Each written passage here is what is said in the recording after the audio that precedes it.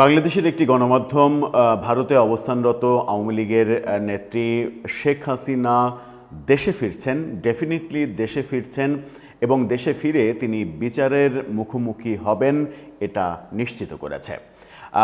বাংলাদেশের এই গণমাধ্যম বাংলাদেশ টাইমস তারা আওয়ামী লীগের শীর্ষস্থানীয় কয়েকজন নেতার সঙ্গে কথা বলে তাদের সোর্স অনুযায়ী এই তথ্য নিশ্চিত করছে।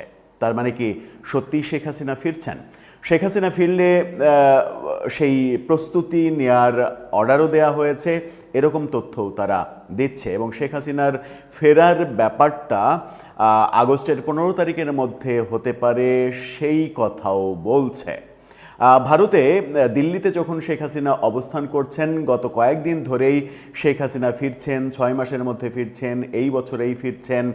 শেখ হাসিনাকে স্বাগত জানানোর জন্য বিমানবন্দরের ওই এলাকা, পুরো এলাকা জুড়ে 2 কোটি লোকের মানে সমাগম করার পরিকল্পনা করছে আওয়ামী লীগ। এরকম নানা তথ্য ছড়িয়ে পড়তে দেখেছি আমরা, কিন্তু সেই তথ্যগুলোর শেখ হাসিনার একটা অডিও আলাপ ছাড়া সেই তথ্যগুলোর পেছনে কোনো অথেন্টিক আলাপ আমরা পাইনি। ভারতীয় একটা সাংবাদিক গত রাতে দেখলাম যে একটা বক্তব্য দিচ্ছেন, তিনি বলছেন যে রিসেন্টলি অজিত দোভালের সঙ্গে শেখ হাসিনার বৈঠক হয়েছে। অনেক কথাই হচ্ছে, চলুন একটু ডেফিনেটলি জানার চেষ্টা করি বাংলাদেশ টাইমস কি বলছে শেখ হাসিনার ফেরা নিয়ে এবং কেন তিনি ফিরতে চাইছেন, ফেরার পরে তিনি কি করবেন, ফেরার পরে বাংলাদেশের অবস্থাই বা কি হবে। থাকবেন পলিটিক্স টিভির নিয়মিত আয়োজনে।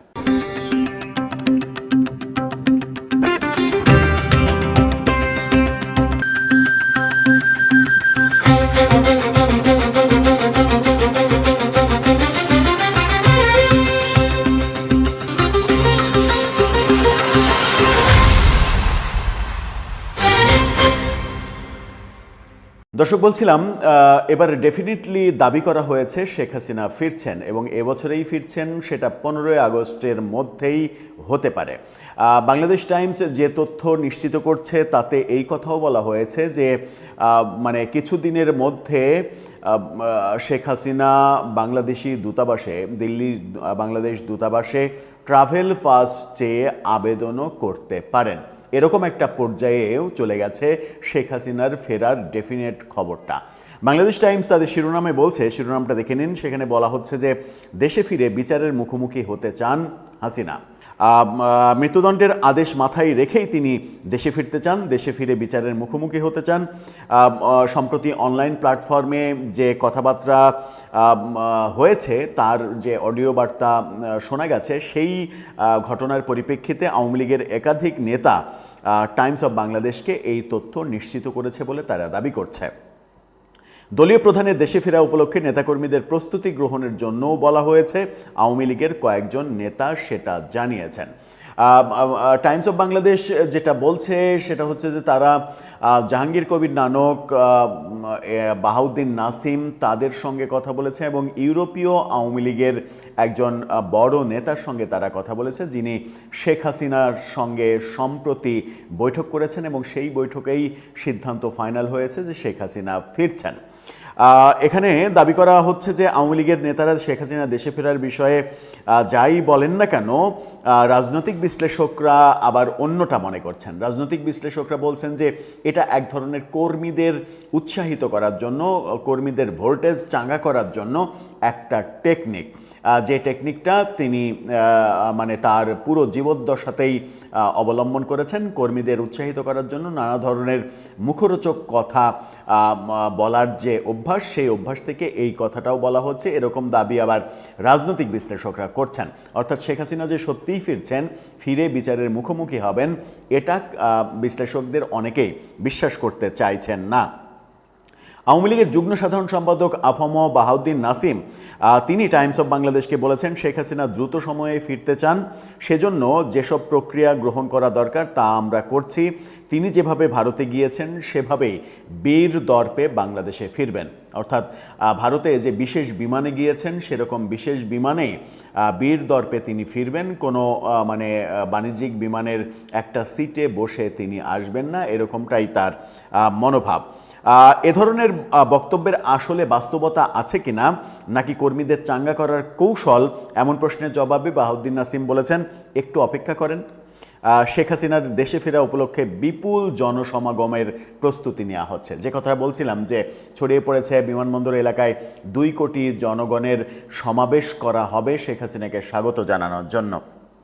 আমরা একটা ভিডিওতে এরকম বলেছিলাম যে শেখ হাসিনা সত্যিই যদি বিচারের মুখোমুখি হতে দেশে ফেরেন, তাহলে আওয়ামী লীগের যে সমর্থন রয়েছে, বাংলাদেশে ধরা হয় যে 40% আওয়ামী লীগের সমর্থন রয়েছে, সেই 40% জনগণের এগেনেস্টে গিয়ে শেখ হাসিনাকে ফাঁসিতে ঝুলিয়ে দেয়া কি সরকারের পক্ষে সম্ভব হবে? আমরা আওয়ামী লীগের আমলেও দেখেছি যে জামাতের অন্তত 2 জন নেতাকে আওয়ামী লীগ সরকার মানে আদালতের রায় থাকা সত্ত্বেও, মানে ট্রাইব্যুনালের রায় থাকা সত্ত্বেও তাদেরকে ফাঁসি দিতে চায়নি জনরোষের ভয়ে। এবং সর্বশেষ আমরা দেখেছি যে উচ্চ আদালতে সেই রায়টা পাল্টে গিয়ে আজীবন আমৃত্যু কারাদণ্ডের রায় হয়েছিল। আমি সেই 2 জন নেতার মানে নাম উল্লেখ করতে চাচ্ছি না, শুধুমাত্র বলতে চাই যে সেই 2 জন নেতাই মারা গেছেন, কারাভোগকালীন সময়েই মারা গেছেন। তাদেরকে মূলত আওয়ামী লীগ জনরোষ অনেক বেশি খারাপ পর্যায়ে চলে যাবে এই কারণে ফাঁসিতে ঝোলানোর সাহস পায়নি বলেই আমার ওই সময় মনে হয়েছে। ঠিক তেমনি আওয়ামী লীগের যে বাংলাদেশের মানে জামাতের জনপ্রিয়তা ওই সময় কত, বাংলাদেশে ধরে নেওয়া 2 থেকে 4%, তো 2 থেকে 4% সমর্থক জামাতের থাকার প্রেক্ষিতেও যদি আওয়ামী লীগ সরকার এরকম ভয় পায়, তাহলে আওয়ামী লীগের যখন 40% সমর্থক রয়েছে, ঠিক সেই সময় কোনো সরকার, বাংলাদেশে যে সরকারই থাকুক না কেন, কোনো সরকার শেখ হাসিনাকে ফাঁসিতে ঝুলানোর রিস্ক নেবে কি না, সেই যে জনরোষ শুরু হতে পারে, হবে বলছি না, হতে পারে, সেটা মোকাবেলা করতে তারা পারবে কিনা সেই প্রশ্ন হয়তো উঠবে। সেই প্রশ্ন আমরা উত্থাপন করে বলেছিলাম যে এরকম বাস্তবতায় কি সিদ্ধান্ত নিতে পারে সরকার।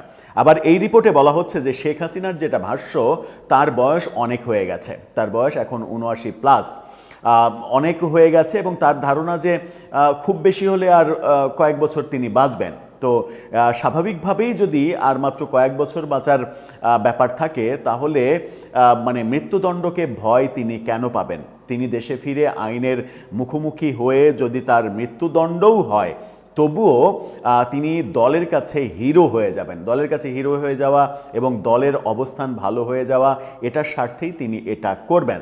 কিন্তু আমার কেন যেন মনে হয় যে এই ব্যাপারগুলো শেখ হাসিনা সত্যিই এসে এরকম একটা বিপজ্জনক পরিস্থিতি ফেস করবেন, এটা কতটা বাস্তবসম্মত সেটা আমার কাছে একটু কনফিউজিং মনে হয়।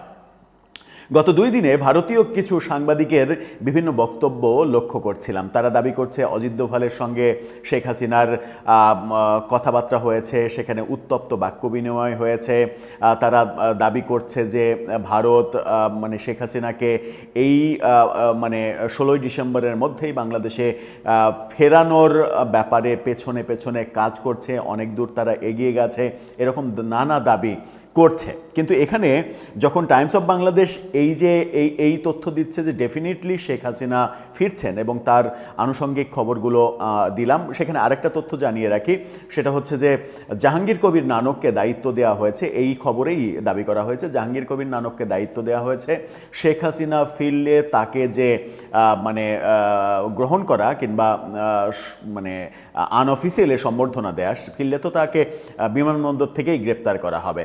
তো তারপরেও তার ফেরা উপলক্ষে ব্যাপক জনসমাগম করা, এই দায়িত্ব জাহাঙ্গীর কবির নানককে দেওয়া হয়েছে এবং নানক সারা দেশে নেতাকর্মীদের সঙ্গে যোগাযোগ করছেন, সেই কথাও এখানে বলা হয়েছে। এখন শেখ হাসিনাকে ফেরানোর মানে শেখ হাসিনা ফেরার যে কথা এখানে বলা হচ্ছে, আমার কেন যেন এর পেছনে আরেকটা ভাবনা মাথায় আসে। সেটা হচ্ছে যে ব্যাপারটা কি এরকম হতে পারে যে বিএনপি সরকারের প্রস্তাবনায় ভারত সরকার কনভিন্সড হয়ে গেছেন এবং ভারত চাইছে শেখ হাসিনা আর ভারতে না থাকুক, দেশে ফিরে যাক, এবং ভারত সরকারই শেখ হাসিনাকে বাংলাদেশ সরকারের হাতে তুলে দিতে চায়, যেন বাংলাদেশ সরকার তাকে বিচারের মুখোমুখি করতে পারে। এরকম একটা বড় সিদ্ধান্তের দিকে কি ইন্ডিয়া চলে যেতে পারে কিংবা চলে গিয়েছে? বাংলাদেশ টাইমসের এই খবর, এই নিউজ, মানে এই বর্ণনা পড়ে বোঝার চেষ্টা করার পরে আমার মনে হয়েছে যে এরকম কিছুও যদি পেছনে ঘটে থাকে তাহলেও অবাক হওয়ার কিছু থাকবে না, যদি এই খবরটা শেখ হাসিনার ডেফিনিটলি ফেরার সিদ্ধান্ত, এই খবরটা সত্য হয়। আমার মনে হয় না যে নিজের ইচ্ছায় তিনি নিজের জীবনকে বিপন্ন করতে বাংলাদেশে ফেরার সিদ্ধান্ত নেওয়াটা তার পক্ষে এতটা সহজ হওয়ার কথা। তারপরেও তিনি যেহেতু মানে তিনি যার কন্যা, তার ব্যক্তিগত জীবন নিয়ে বহু সমালোচনা আছে, বহু অভিযোগ আছে তার বিরুদ্ধে, কিন্তু তিনি যার কন্যা বঙ্গবন্ধু, সেই বঙ্গবন্ধু কখনো জেল জুলুমের ভয় করেননি। মানে তার জীবনের 4,500 দিন, তারও বেশি, 4,600 দিনের বেশি তিনি কারাগারে পাঠিয়েছেন, নিজের জীবনের 14 বছরের বেশি সময় কারাগারে কাটিয়েছেন। সুতরাং তার কন্যা একটু সাহসী হবেন, এতে অবাক হওয়ার কিছু থাকার কথা নয়।